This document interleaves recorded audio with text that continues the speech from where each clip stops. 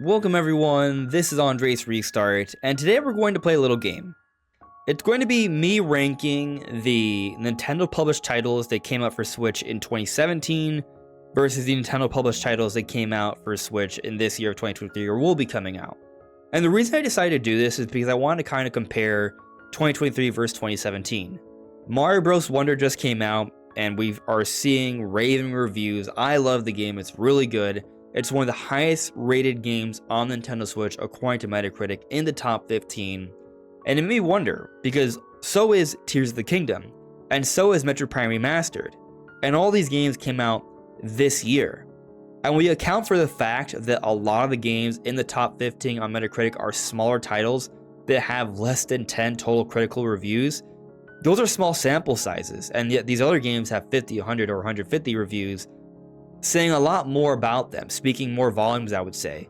And overall, the point I'm trying to make here is that 2023 has some great games from Nintendo. So could it be that 2023 may finally be the year where they outdo what they did in 2017, which for many is maybe the best year ever from Nintendo? How Nintendo launched the Switch with Breath of the Wild and Mario Kart and Splatoon and ARMS and Xenoblade and Mario Odyssey, it was stellar. It was such a strong beginning to the Switch. So it's hard to think of a single year after that year that truly fairly compares to it. Until maybe now. So I thought it'd be fun to do a little bit of a ranking system and just kind of ranking the games and see how they compare. But before I do so, let me point out that we are still aiming to reach 50,000 subscribers. So if you do enjoy my content, please subscribe and hit the notification bell, and enjoy the ride as we talk about Nintendo every day. So yes, it's going to be a fairly simple video where I'm going to be ranking these things, and the editing's going to be super simple. I had no time today. There is a pickup truck right outside my house, and the siren was going off from the brink of dawn until late this afternoon. So I've had no time to do anything else because I have not been able to record anything. But I do want to talk about something, so I felt this would be a good idea. Now, a couple disclaimers. You will see some 3DS games here. There are actually a lot of quality 3DS games that came out in 2017, so we should take that into account when comparing Nintendo's output in 2017 versus 2023. There are more games on Switch in 2023 versus 2017, but is the quality better? Sometimes quantity doesn't outdo quality. So let's just start ranking them. Now, with Pokken Tournament, I actually really love Pokken Tournament. I think it's a pretty big deal, but we had the deluxe version come out on Switch in 2017. It's good stuff. I would put it in the C rank tier, I think. It's not a brand new game, and it's not like a masterpiece kind of game. I feel this is a fair position for it. Now, another consideration I should have brought up is that not every game on this list I have played. Like WarioWare Move It comes out in a couple weeks, or a week or so. I haven't played this game yet, so how can I fairly rank this game? Well, I can't. I can just kind of guess how I'm going to feel about it, and I think C rank is fair for what I usually see with WarioWare games, assuming this WarioWare game is par for the course for what the WarioWare series has been. I would probably put it in the C ranking here.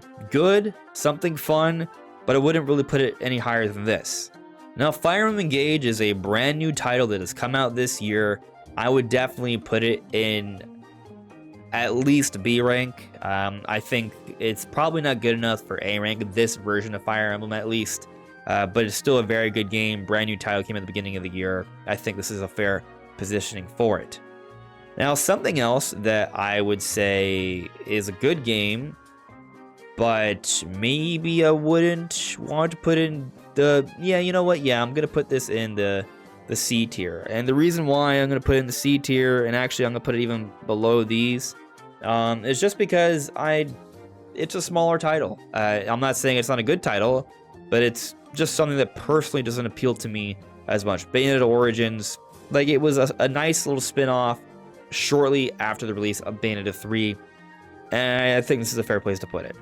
Now, Pikmin 1 and 2. I wouldn't put this in the D rank, but given that it's a very basic collection of remasters of Pikmin 1 and 2, and there's not much more else done to it beyond some quality of life updates, I think this is fair. Pikmin 1 and 2 are really good games. Don't get me wrong. I'm not saying that Pikmin 1 and 2 are worse games than Pokken Tournament or WarioWare Move It, but these games came out back on the Nintendo GameCube. This is a re-release.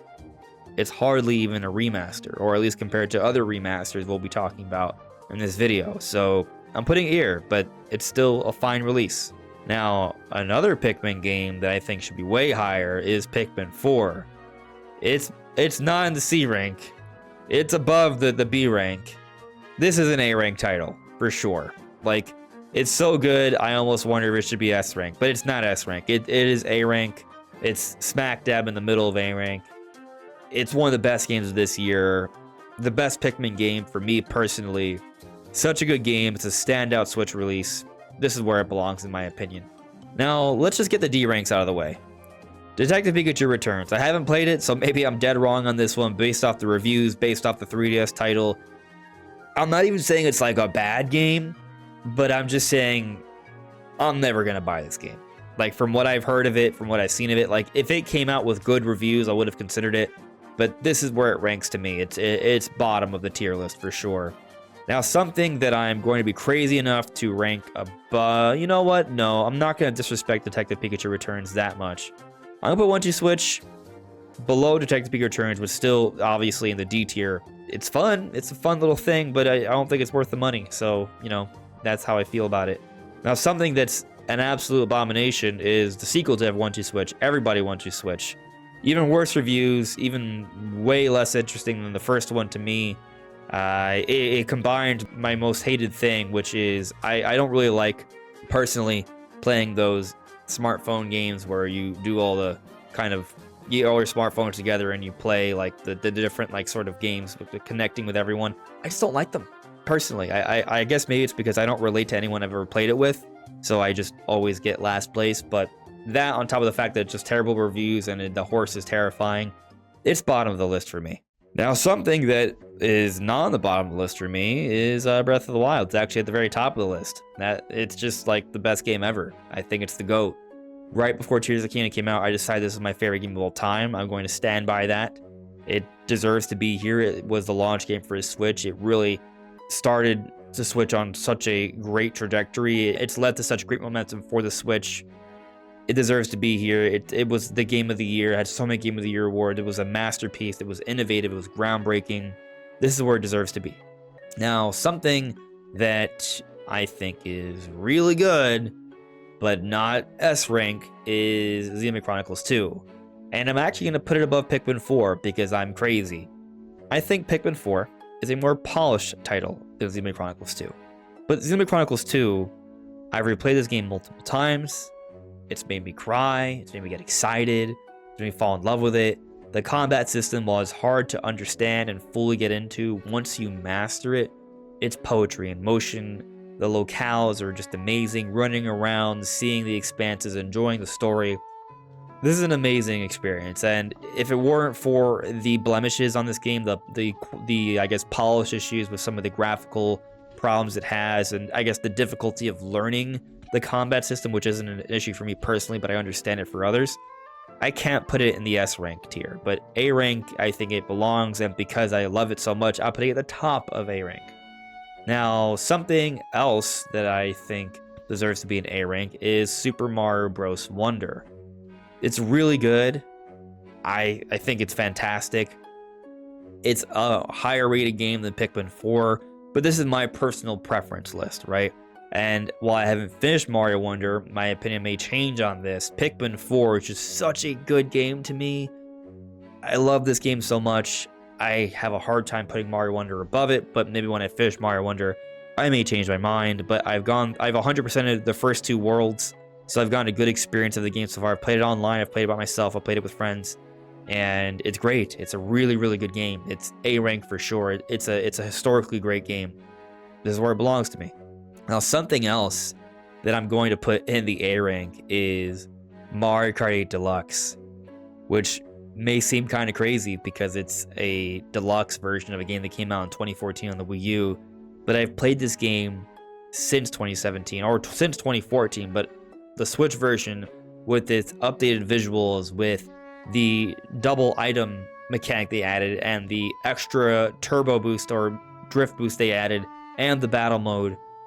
I've just had such a good time with this game that I think it should be in the A rank. It's been something that's been consistent throughout the entire generation, not just in terms of sales for everyone, but for me personally, so it belongs in the A rank in my opinion. Now, ARMS is a new IP that came out in 2017, high quality stuff. I think it's very good. I think it's so good that it should go above Fire Emblem Engage, but not in the A rank. B rank, I think, is fair. Now, Fire Emblem Warriors. Fire Emblem Warriors is actually a really cool release, and I'm going to put it above even Pokken Tournament, which I think... no, I'm not. No, I'm not. I love Pokken Tournament too much. But Fire Emblem Warriors is good. It's Fire Emblem merged with Warriors. It has Fire Emblem mechanics, it has the Fire Emblem characters with the Warriors gameplay. If you're into the Warrior style games, if you're into Fire Emblem, this is a good fit. But Warriors games in general, I wouldn't rank that high on this list. And for that reason, I don't think it should be a B tier kind of game, but it's still good. So it belongs here in the C tier. Now, Super Mario RPG, I haven't played this game yet, so it's tough for me to kind of place this anywhere, really. I'm kind of guessing how I'm going to feel about this game. I think I'm probably going to like it more than Fire Emblem Warriors. I think I'm going to probably actually, you know what, I'm going to be daring, and I'm going to put it in the B tier. And I say this because I understand what Nintendo's doing with this game. We know what they're doing. They've completely redone the visuals, there are quality of life updates, there are a little bit of some subtle content updates as well, and we know about the original release on the Super Nintendo, so I think I have a pretty good understanding of how good this game is going to be and how I'll personally feel on it. Maybe when I play the game, I'll think it's deserving of even higher in the B rank tier, but I think it's definitely somewhere in the B rank tier, so that's where I'm leaving it. Now, something that also I think deserves to be in the B rank tier is Advance Wars 1 and 2 Reboot Camp. And I almost want to put this above Mario RPG, but I just think Mario RPG, like, you can tell there's a lot of quality going to this. Even it has the extra CGI cutscenes. I mean, Advance Wars 1 and 2 had some of that too, but it's just, I guess, you know what? Yeah, I'm going to do that. I do. It's 2 games, guys. It's 2 games that I've been wanting for years. I want Mario RPG as well, but it's a numbers thing. 1 and 2 versus 1. Even if you rank Mario RPG above Advance Wars, and that's maybe where people will disagree or agree, but for me personally, I love Advance Wars, so I'm putting it here. Now, something that I think deserves to be in the S tier ranking is Metroid Prime. Metroid Prime in the Nintendo GameCube is one of the highest rated games ever. If we're just talking about GameCube games, Metroid Prime is the best game of all GameCube games, and it would be the top of the list. But this is a remaster, so inherently, do I dock some points because of that? I mean, kind of. It's not a brand new original game. Like, if this was Metroid Prime 4, I mean, probably still wouldn't go above Breath of the... Like, it's hard for me to rank anything above Breath of the Wild, but it would... I don't know. I have to see how good Metroid Prime 4 is. But we're talking about Metroid Prime Remastered here. It has completely overhauled... Not overhauled. Redone visuals. Visually, it's a remake. It's the most impressive game from a visual perspective on the Switch. And it has really good quality of life updates, multiple control options. It's a fantastic modernization of Metroid Prime, one of the greatest games ever made. So, yes, S rank for sure. There's a reason it's rated so highly, even on the Switch. Now, something I do put above Metroid Prime Remastered is Super Mario Odyssey. Super Mario Odyssey is one of the best games ever made as well. In 2017, there was a lot of debate if this game is better than Breath of the Wild. Ultimately, Breath of the Wild wins out because I think Breath of the Wild is a more innovative game that brings more new to the table. But Mario Odyssey is an extremely polished 3D Mario adventure. They brought back that open sandbox style from Mario 64 and Sunshine while merging a lot of those Galaxy 3D world elements as well. And it's just an amazing game that is definitely one of the best out there ever. So yeah, I think number 2 is fair for Super Mario Odyssey on this list. Now, I will save Tears of the Kingdom for a little bit later, so we have something really exciting to talk about at the end here. But let's talk about the Booster Course Pass. So the Booster Course Pass, it's interesting. Like, where would I put... You know, I'm going to put the Booster Course Pass at the top of B rank. I have a hard time saying that Mario Kart 8 Deluxe's Booster Course Pass should be above Mario Kart 8 Deluxe itself, or even putting an A rank given that it's just DLC. But it's fantastic DLC. They're doubling the amount of content in the game. It's great. They've added new characters, and they've added other things like the item customization. Like, there's some pretty great stuff from this DLC. We still haven't even gone Wave 6 yet, so it's really good. Maybe my mind will change a little bit here, but it's amazing. However, the tracks are all kind of simplified compared to the core tracks we saw in Mario Kart 8 Deluxe, so that does peg it a little bit down for me. Maybe that's the difference between putting it in the A rank versus B rank, but it's quality DLC. I think it's arguably the best DLC we've seen on the Switch, period. Except for maybe Xenoblade Chronicles Future Redeemed.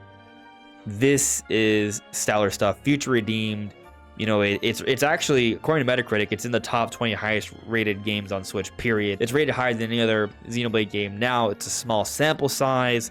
Not that many critics have even played Xenoblade Chronicles 3 Future Redeemed. It's DLC of 3. You can't buy it separately. So I can't really put it in the A rank, I guess, because it's not a brand new game in its entirety. Actually, you know what? It should still be A rank. It's that good. Yeah, it's that good in my opinion. It's better than the Booster Course Pass for me, but it's not so good that I would put it above some of these original A rank games like Xenoblade Chronicles 2 or Pikmin 4 or Super Mario Bros. Wonder. And I say that mainly because it's not as full of an experience, but it is long enough of an experience that it's longer than some smaller games, like a lot of Pokemon games, for example, if you don't go for the 100%ing and getting all the Pokemon. Now, on the note of Pokemon, the Teal Mask, this has a lot of performance issues. I haven't played it yet, but from what I understand of Scarlet and Violet, because I played through that in its entirety, this, I'll give it a C rank, but bottom of C rank. Maybe I'll change my mind once I actually play the DLC here. So, you know, my mind could be changed and I may be off for this. But from everything I've heard of this, I haven't been excited enough to pick it up yet. I guess I'm waiting for Wave 2 to go through the whole experience together. But yeah, it's had a lot of issues. So I have to have it pretty low on this list. But I do like the Scarlet and Violet gameplay. And I'm sure I will enjoy it despite its performance issues. So C tier, I still think is worth playing, at least for me personally. Now, Snipper Clips is a 2017 title. There's some DLC, some additional content that came out with it as well. It's a new experience. It's really good. So good that I'm not going to put it above. You know, I'm going to put it in the B tier. It's really good, but I'm not going to put it above any other B tier game. It's quality stuff. It's really good cooperative gameplay, maybe the best out there on Switch. So yeah, you should check it out. It's pretty good. Splatoon 2, this is A rank. It's totally A rank, and because it's a brand new game, I'm gonna put it above Mario Kart 8 Deluxe. It belongs there. Splatoon is one of the best Nintendo franchises there are. I don't think it's better than Splatoon 3. I think Splatoon 3 is even better, but yeah, it's really good. Kirby's Return to Dream Land Deluxe. It's a high quality remaster. I think it belongs in the B tier. I'm not as high on it as I am for Advance Wars and Mario RPG. Granted, I haven't played Mario RPG, and it has epilogue content though, so I'm gonna put it above Snipper Clips. So I think that's fair.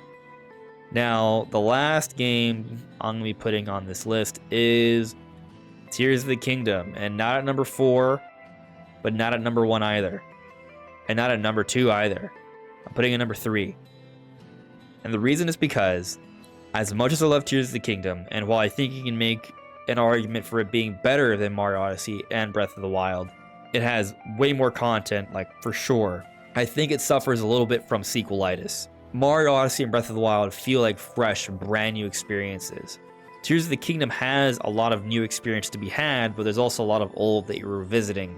And there's something to that I do enjoy, but I just currently don't feel that it's better than the experience I had with Breath of the Wild and Mario Odyssey. Those were magical experiences for me, but it's still a magical experience. It's still S rank. You know, I'm still putting it above all these A rank games. I'm still even putting it above Metroid Prime Remastered. So I don't really think I'm sliding this.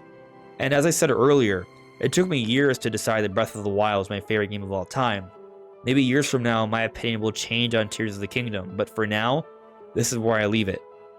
Now, these are all 3DS games I have here at the bottom. There are more, I'm not putting them in this list. I just want to point out that yes, there were a lot of 3DS games that came out in 2017. So Nintendo had really good output for 2017 that I think when you account for that, it is overall better than 2023.